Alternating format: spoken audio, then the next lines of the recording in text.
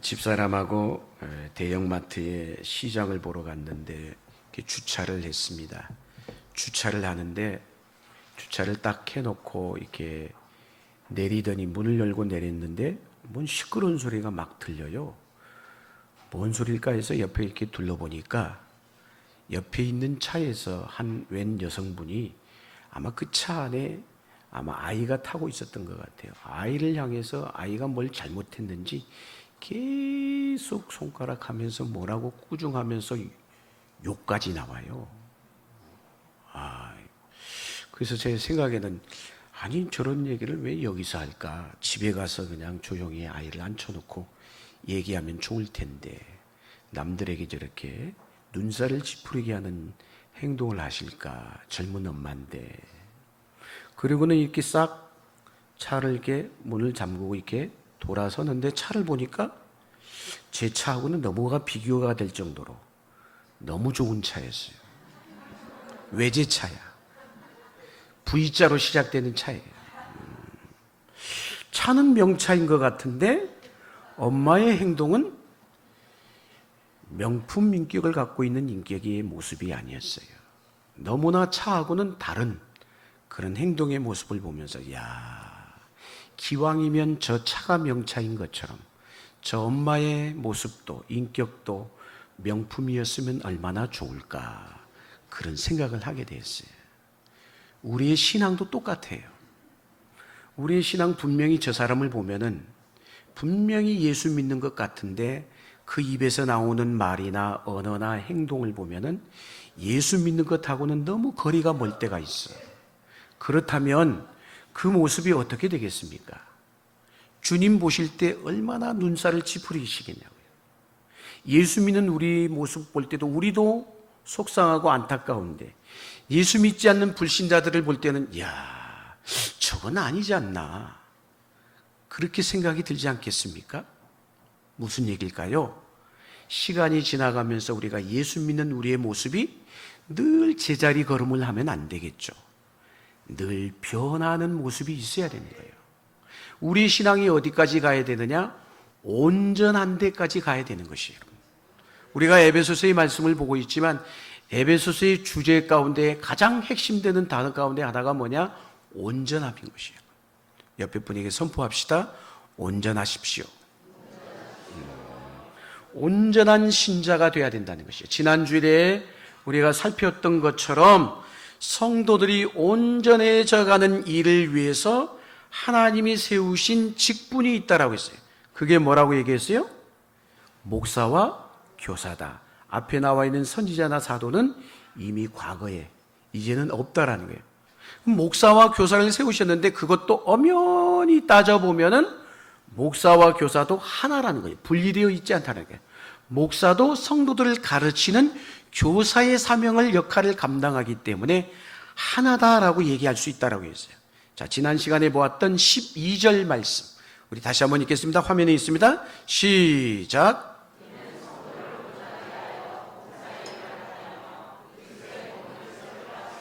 아멘. 자, 여기에 성도를 온전하게 한다. 그 다음에 따라오는 말씀이 뭐예요? 봉사의 일을 하게 하며 그리스도의 몸을 이루려 함이라. 따로 떨어져 있는 말씀이 아니에요. 우리는 따로 떨어져 있다고 생각해요. 무슨 얘기냐? 봉사의 일을 하게 한다. 그리스도의 몸을 세운다. 이거는 무슨 얘기냐? 성도가 온전하게 되어질 때에 자동적으로 따라오는 결과물인 것이에요. 여러분, 봉사는 아무나 하는 게 아니에요.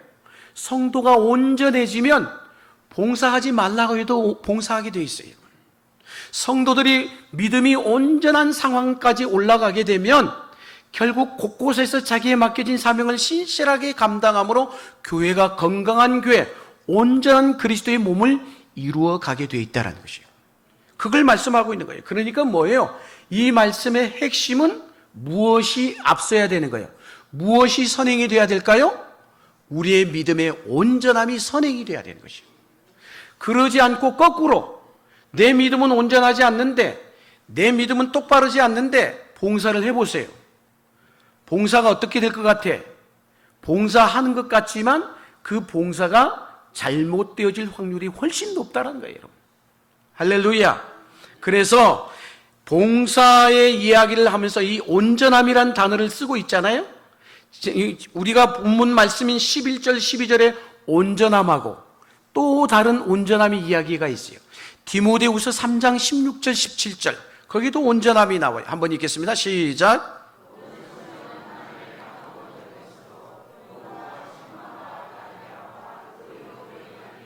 17절 뭐하게 하며 온전하게 하며 모든 선한 일을 행할 능력을 갖추게 하려 함이라. 아멘. 무슨 얘기예요?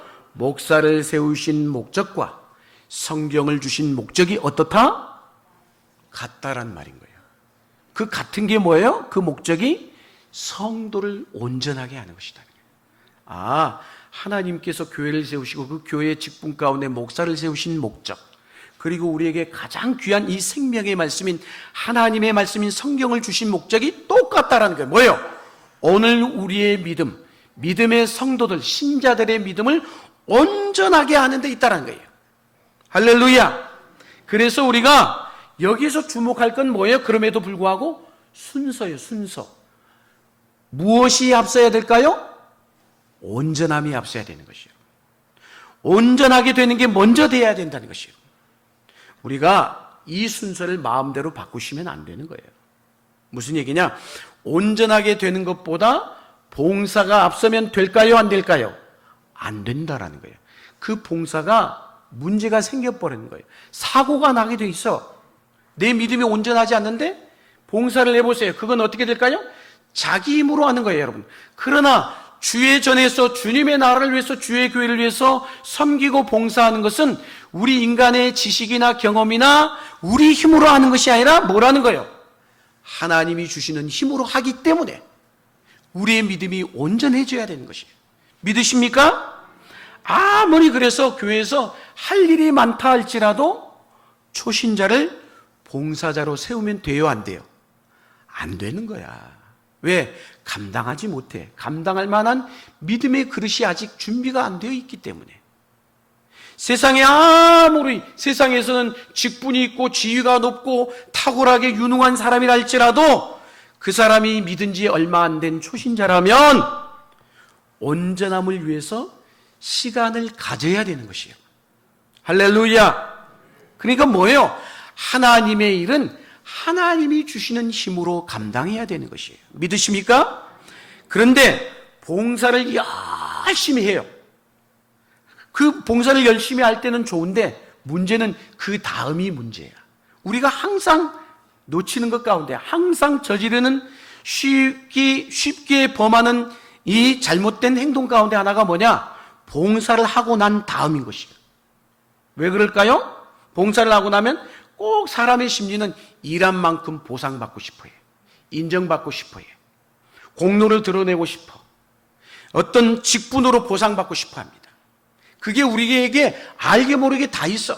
목사님, 나 이 일 하고 있어. 내가 이렇게 하고 있어. 알아주라는 거예요. 알아주라는 거예요. 없을 것 같죠? 다 있어요. 다 있어. 안 알아주면 그때부터 뭔가 내 속에서 문제가 일어나기 시작하는 거예요. 여러분.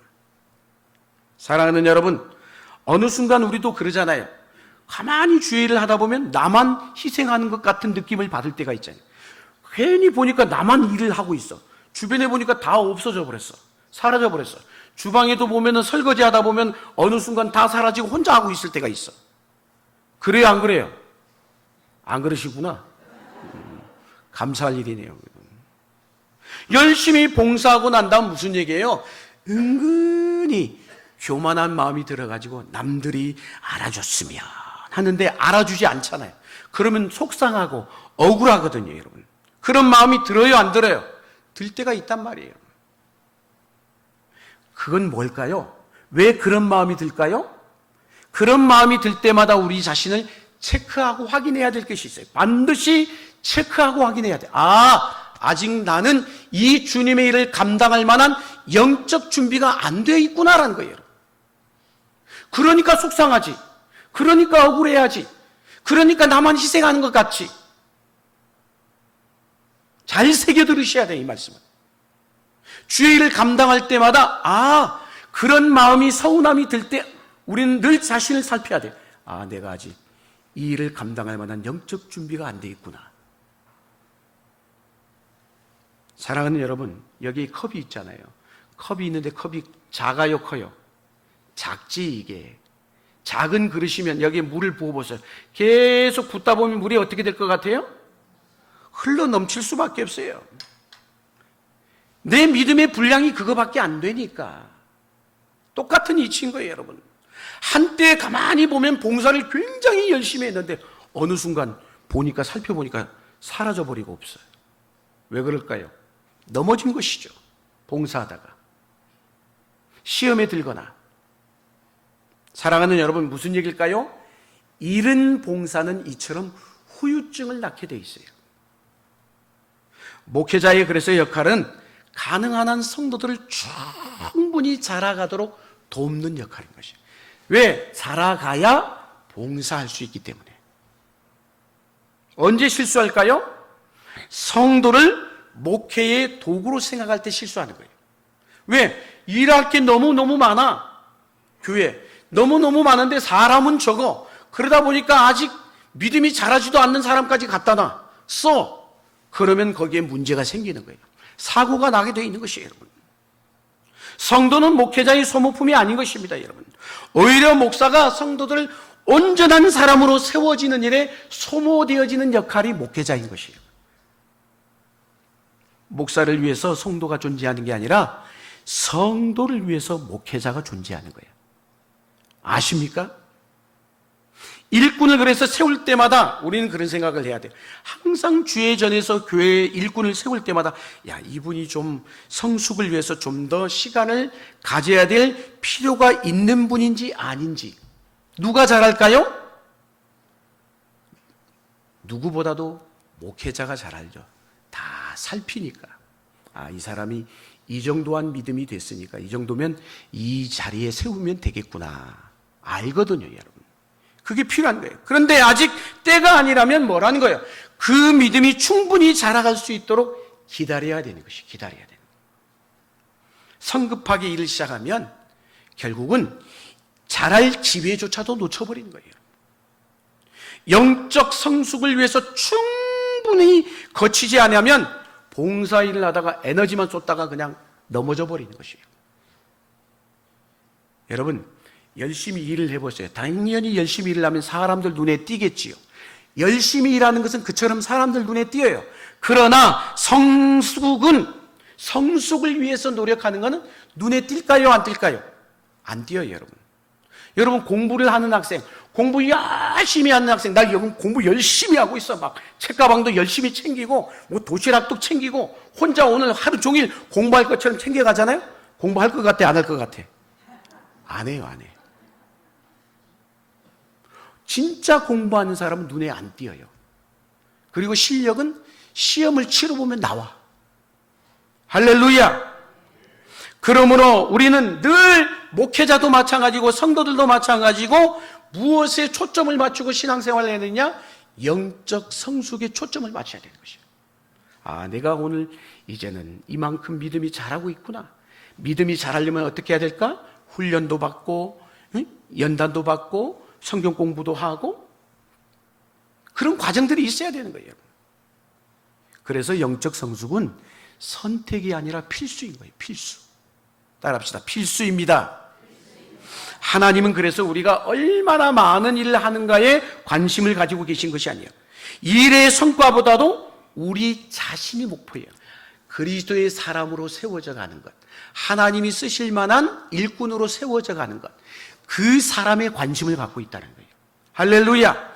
그래서 우리가 무슨 일을 얼마나 많이 하느냐 보다도 주님은 나를 통해서, 내 신앙의 삶을 통해서 그리스도가 주변에 얼마나 많이 드러나느냐, 증거되어지느냐에 관심을 갖고 있다는 것이죠.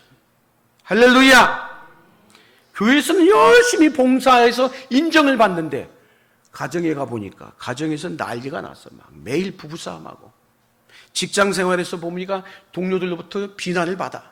그러면 그 사람 성숙한 자일까요? 아니에요, 여러분. 신앙과 삶이 따로 놀고 있잖아요, 여러분. 하나님의 관심은 어디 있느냐? 성숙한 사람에 관심이 있어요. 준비된 만큼 쓰시기 때문에. 할렐루야. 영적으로 준비된 사람은 일하는 것이 다르게 돼 있어요. 성숙에 이르지 못한 사람은 일을 하는 것이 아니라 일을 더 어렵게 만드는 경우가 많아. 성숙하지 못한 사람 일한다고 들어와서 일해보세요. 사고만 치고 있지. 내가 온전해야 하는, 여러분 온전해야 내가 하는 섬김과 봉사도 온전해지게 된 줄 믿습니다. 하나님은 지금도 그래서 어떤 사람을 찾고 계시느냐? 말씀으로 준비된 사람을 찾고 계신 것이에요. 할렐루야. 사람은 많은데 그런데 온전함에 이른 일꾼은 우리가 생각하는 것보다 훨씬 적어. 흔치가 않아요. 사람을 세우는 일은 쉬운 게 아니에요. 그래서 한 사람을 세우는 게 얼마나 어려운지. 여러분, 모세가 하나님의 쓰임받는 지도자로 세워지는데 시간이 얼마나 걸렸을까요? 40년이 걸렸어요. 40년. 모세의 뒤를 이은 여호수아도 마찬가지예요. 광야에 40년이 있었기 때문에 모세의 뒤를 이어서 요단강을 건너고 여리고성을 무너뜨리고 가나안을 정복하는 지도자 역할을 감당할 수가 있었던 거예요. 사랑하는 여러분, 우리는 쉽게 일꾼을 만들려고 하는 유혹에서 벗어나야 돼요. 일꾼은 그렇게 쉽게 만들어지는 게 아니에요. 성숙도 마찬가지로 갑자기 성숙해지는 게 아니란 말이에요. 한국교회 목회자들이 그동안 한국교회 목회자를 가만히 보면 일의 전문가는 많아. 일은 탁월하게 잘해. 근데 뭐가? 말씀의 전문가가 별로 없어요. 영적인 길에서 조급함은 금물인 것이에요. 상품이잖아요. 이런 물건들은 공장에서 착착착착착 정교하게 만들어서 얼마나 찍어내면 되죠. 그러나 작품은 그렇지가 않아요. 작품은 어때요? 장인의 손을 통해서 오랜 시간 동안 빚어지고 만들어져야 작품이 비로소 나오는 거예요. 여러분, 상품이어야 되겠어요?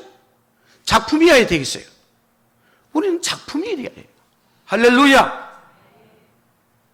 그림 하나 그리려고 해도 시간이 얼마나 걸리는지 몰라요. 특별히 그림에서 가장 어려운 그림이 뭐냐? 유화예요. 유화 그림을 그리면 그려놓고는 다음 그림을 못 그려요. 진도가 안 나가. 왜? 물감이 말라야 되는 시간이 필요하기 때문에. 스며드는 이 과정도 있기 때문에 그런 것이에요. 할렐루야. 그래서 우리 사람 하나 세우는 것도 쉽지 않은 거예요, 여러분. 오랜 연단과 훈련과 그런 과정이 있어야 되는 것이에요. 하루아침에 만들어지는 거 아니에요. 그동안 한국교회는 예수 믿으면 천국 간다, 이거에 급급했어요. 구원을 받았느냐 받지 않았느냐, 구원의 확신에 초점을 맞춘 그런 신앙의 길을 많이 걸어왔다 해도 과언이 아니에요. 그러다 보니까 삶 속에서 내가 어떻게 예수의 사람으로 살아갈 것인가, 예수 믿었으면 어떻게 변화된 삶으로 살아갈 것인가, 여기에 초점이 맞춰지지가 않았어요. 그러다 보니까 세상으로부터 비난을 받는 거예요. 예수 믿는 사람이 어떻게 저럴 수 있을까? 성화에 초점을 맞춰야 돼요. 이제는 예수 믿었으면 좀 더 성숙한 삶의 모습으로 삶의 곳곳에서 여러분들이 살아간다라면 여러분을 통해서 이 땅에 하나님의 나라는 이루어지게 돼 있다는 것이에요. 할렐루야. 그러면 온전한 사람으로 자라가려면 어떻게 해야 될까요? 두 가지를 말씀드립니다. 오늘 첫 번째, 우리 한번 읽겠습니다. 첫 번째 말씀 시작. 아멘. 가만히 보니까 이 에베소 교회에 보낸 편지잖아요. 아마도 당시 에베소 교회 안에 아직 믿음이 자라지 못한 영적 어린아이들이 있었던 것 같아요. 그래서 오늘 바울은 두 가지를 강조하는데 첫 번째가 뭐예요? 하나님의 아들을 믿는 것과 아는 일에 뭐가 되라? 하나가 되라라고 얘기하고 있어요. 에베소 교회에서 사도 바울이 무려 한 2년에서 3년 정도 사역을 했다라고 사도행전이 말씀하죠. 두란노서원에서 목회자로서 교사로서 열심히 말씀을 가르쳤어요. 어떤 사본에 보면은 무려 하루에 5시간 정도 가르쳤다라고 얘기하는 문서들도 있어요. 목사는 이처럼 말씀을 부지런히 가르쳐야 되는 거죠. 우리가 에베소 말씀을 계속 얘기하고 있는데 이것도 지금 강단에서 제가 설교를 하지만 가르치는 거예요. 어떻게? 교회 안에서 교회가 무엇인지, 교회 안에서 직분을 받은 자로서 성도로서 어떻게 생활을 하고 어떤 신앙의 삶을 걸어갈 것인지 말씀하고 있는 게 에베소서의 말씀이기 때문에. 할렐루야. 무슨 얘기일까요? 성도들이 말씀의 무지에 빠지지 않도록 말씀을 먹이는 일에 최선을 다하는 역할, 그게 목회자인 거예요. 왜? 믿음의 성도는 평생에 걸쳐서 배워야 하는 거예요. 제가 성경 공부를 합니다. 우리 성경 공부하신 분들 가운데 이런 얘기를 하셨어요. 아이 목사님, 지난번에도 성경 공부 그거 다 했는데, 자기는 다 했대. 제자 훈련도 하고 이번에 셰퍼드 라이프 하려는데 그거 뭐 제자 훈련 했으면 됐지 이것까지 해야 됩니까? 그런데 어떤 분은 하는 분도 계시고 안 하는 분도 계셔. 사랑하는 여러분, 우리의 믿음은 여기서 멈추면 안 돼요. 계속 자라가야 되는 것이에요, 여러분. 할렐루야. 주님 오실 때까지 계속 배워야 되는 것이에요, 여러분. 여러분, 그렇게 생각하시는 분, 내가 다 배웠다라고 생각하시는 분, 그건 영적인 교만인 것이에요, 여러분. 목회자도 늘 배워요. 저도 늘 세미나를 가고 늘 책을 읽고. 이유가 뭐예요? 부족하니까 늘 모자라다고 생각하기 때문에. 공부하면 공부할수록 모르는 것이 더 많다는 것이 발견되어져야 되는 것이에요. 성경을 배우면서 얼마나 많은 것들이 감탄하는지 몰라요. 아, 이런 것도 있었구나. 이야, 이런 은혜가 있다니. 기쁨 앞에 탄식하며 그 새로운 진리 앞에 눈을 뜰 때 우리는 그것만이 주는 기쁨은 우리가 경험해 보지 못한 사람은 몰라요, 여러분. 성경을 통해서 영적 무지의 구름이 벗겨질 때 탄성을 짓게 돼 있잖아요, 여러분. 야, 조금이라도 일찍 알았으면. 성경을 바로 알아야 바로 믿게 돼 있는 것이에요. 할렐루야. 하나님을 아는 지식보다 더 고상한 것은 이 세상에 없어요, 여러분. 세상에 아무리 탁월한 지식과 뛰어난 그런 정보가 있다 할지라도 하나님을 아는 지식에는 견줄 수가 없다는 거예요. 최고의 지식 중에 하나가 뭐냐? 하나님을 아는 거예요. 하나님 다 아셔요? 그건 교만이라니까요, 그렇게 알면. 하나님을 아는 지식은 뭘까요? 내가 누구인지, 무엇을 해야 되는지, 어떻게 살아야 되는지, 내 인생이 지금 제대로 걸어가고 있는지, 그게 뭐예요? 말씀인 하나님의 말씀을 통해 알게 되는 거예요, 여러분. 그건 세상이 가르쳐 주지 않아요, 여러분. 믿음이 없는 지식도, 지식이 없는 믿음도 안 됩니다, 여러분. 그리스도를 아는 지식이어야 되고 그리스도를 믿는 믿음이어야 되는 것이에요. 우리의 그래서 삶의 핵심도, 삶의 본질도, 우리 인생의 삶의 중심도 오직 뭐가 돼야 될까요? 예수 그리스도여야 한다는 것이에요. 우리는 계속해서 성경을 통해서 그리스도를 알고자 노력하셔야 돼요. 말씀을 배우고자 하는 열망이 우리 안에 늘 있어야 돼요.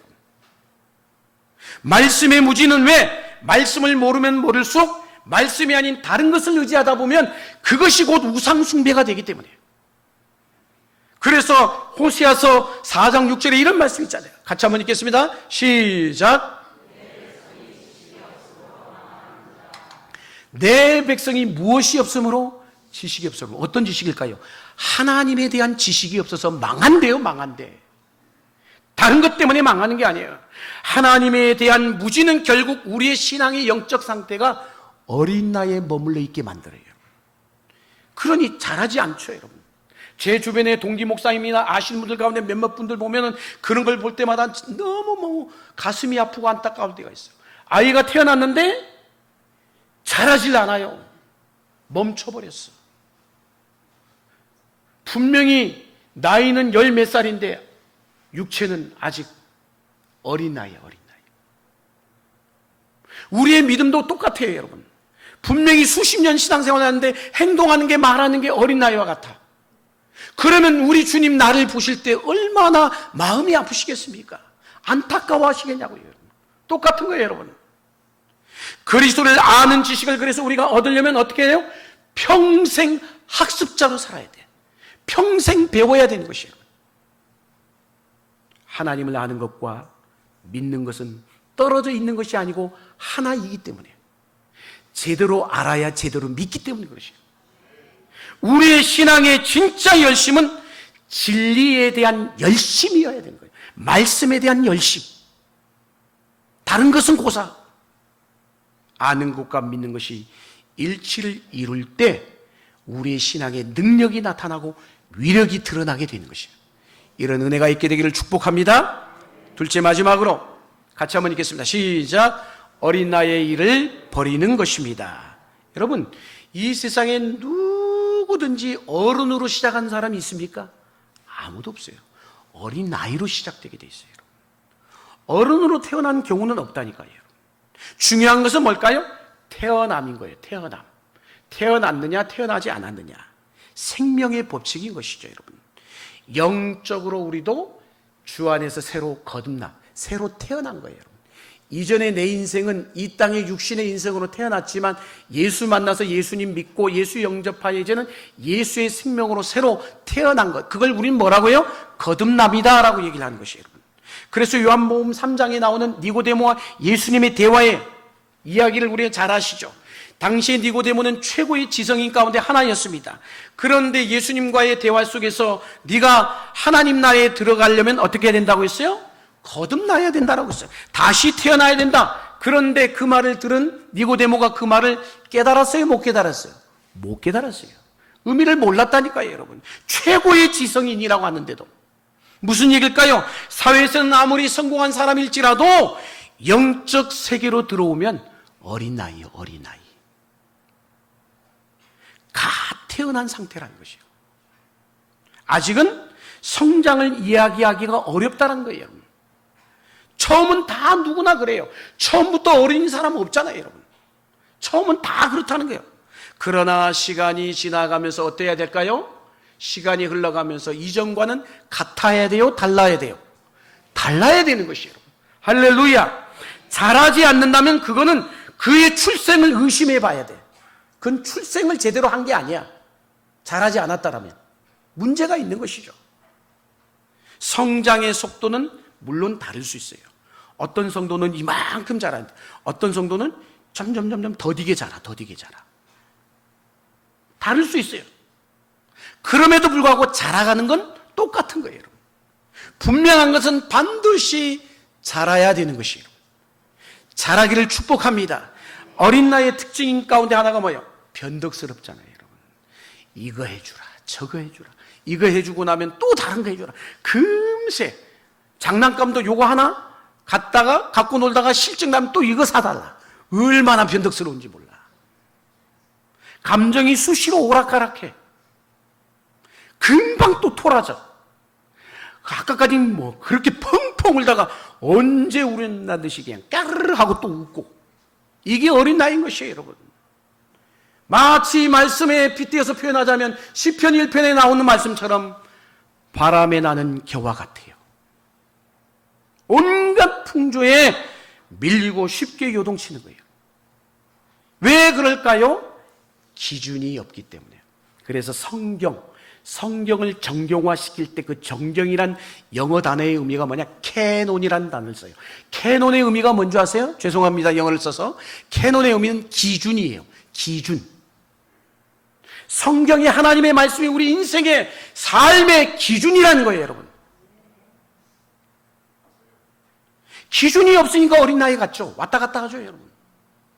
성경적 원리와 기준을 따라 살지 않고 자기 감정에 따라 춤을 추는 거야. 지극히 자기중심적인 것이죠. 쓸데없는 고집을 피우잖아요. 아이들 보세요. 얼마나 쓸데없는 고집인데.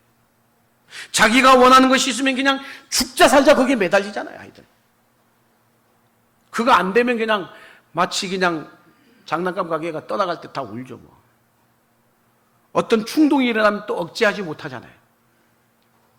영적 어린 나이의 상태에 있으면 그래서 위험한 거예요, 여러분.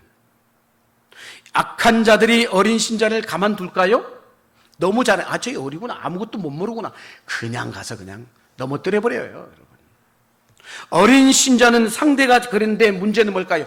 어린 신자는 상대가 자기를 미혹하는 자가 누구인지를 분별하지를 못해. 이게 악한 자인지 어떤 자인지.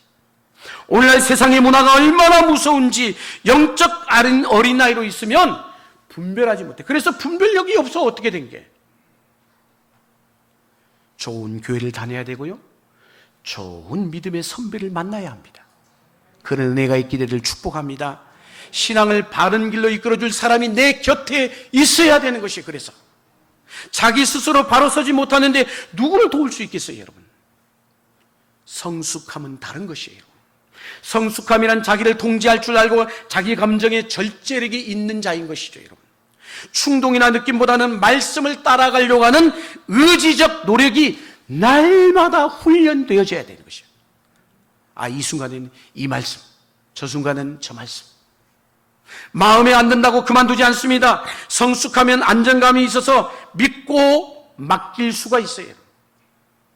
분별력이 있기 때문에 누가 무슨 말을 하든지 간에 하나님의 말씀이 딱 기준으로 서 있기 때문에 흔들리지가 않아요. 계속 그러나 어린 나이로 남아보세요. 계속 어린 나이로 남아있다는 건 최악 중에 최악이야. 자라야 합니다. 자라야 돼. 이전의 삶을 바라지 않고 즐기고 있다라면 아직 자라지 않는 단계에 있는 것이에요. 왜 어린 나이 같은 신자들이 생겨나는 것일까요? 고린도서 3장 1절 2절에 이런 말씀이 있어요. 같이 한번 읽겠습니다. 시작.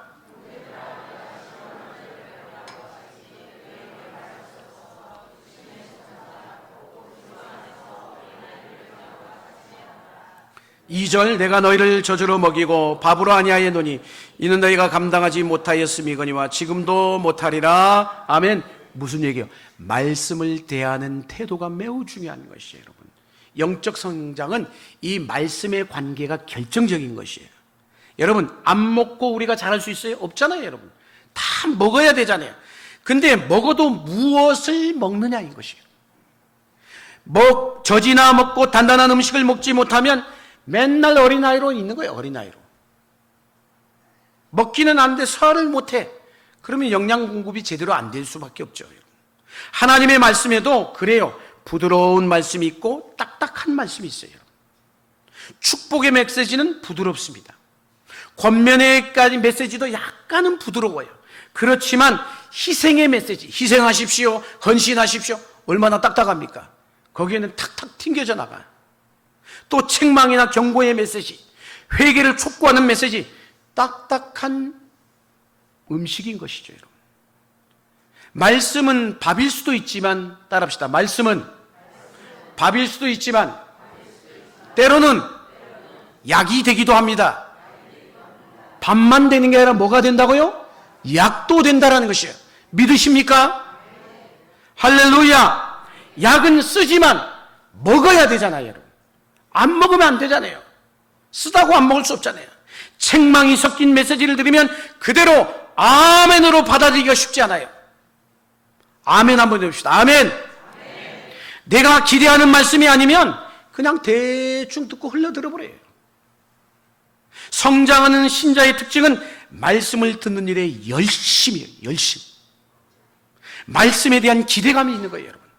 말씀을 듣고자 하는 마음이 없으면 어떻게 영적으로 자랄 수 있겠어요, 여러분? 어떤 말씀이든지 소화해낼 수 있기를 바랍니다. 할렐루야. 단단한 말씀을 소화해내야 나도 온전함에 이르게 되는 것이에요. 말씀으로 단련받아야 돼요. 영혼의 깊은 곳까지 하나님의 말씀이 스며들어야 돼. 스며들어야 돼. 하나님의 말씀이 던져질 때 내 욕망과 생각의 충동이 일어납니다.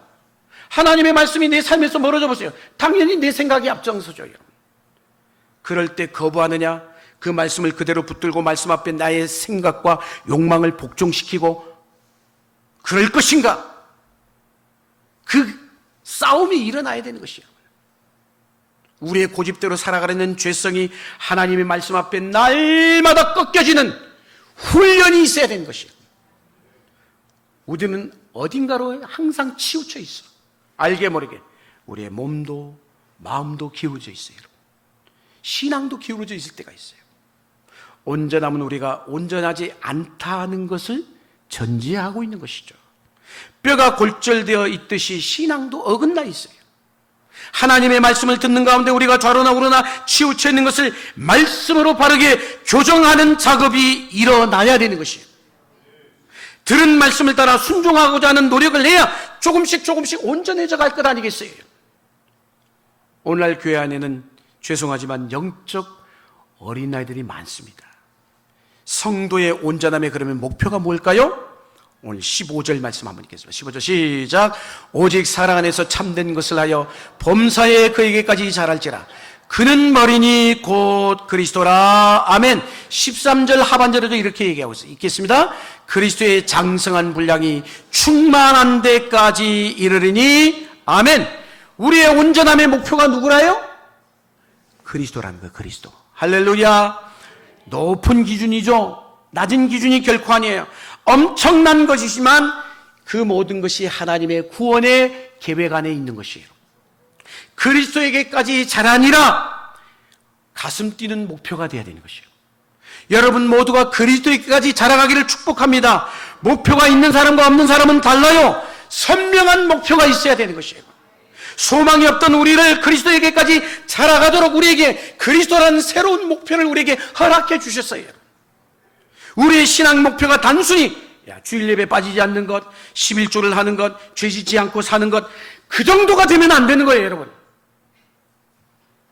어떤 일을 하더라도 우리의 목표는 예수 그리스도여야 돼요. 다른 것이 기준이 되면 안 되는 거예요. 봉사하는 것 자체가 목표가 되시면 안 돼요, 여러분.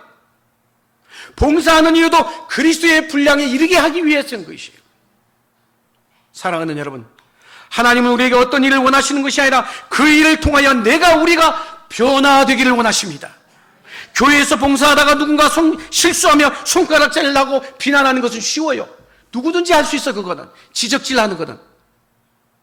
그러나 용서하고 품고 나와 같지 않는 사람들과 하나를 만들어가는 과정을 통하여 하나님이 나를 빚어가시는 거예요. 빚어가시는 거예요. 할렐루야. 그래서 오늘 마태복음 5장 48절에 주님이 이렇게 말씀했어요. 읽겠습니다. 그러므로 하늘에 계신 너희 아버지의 온전하심과 같이 너희도 온전하라. 아멘. 우리 믿음의 성도들이 온전함에 이를 때 비로소 우리 교회 그리스도의 몸은 하나가 되는 줄로 믿습니다. 주님 오시는 그날까지 우리의 소원이 있다면 예수님 닮기를 원합니다. 예수님처럼 살게 하여 주옵소서. 이 기도가 우리 모두의 기도가 되기를 주의 이름으로 축복합니다.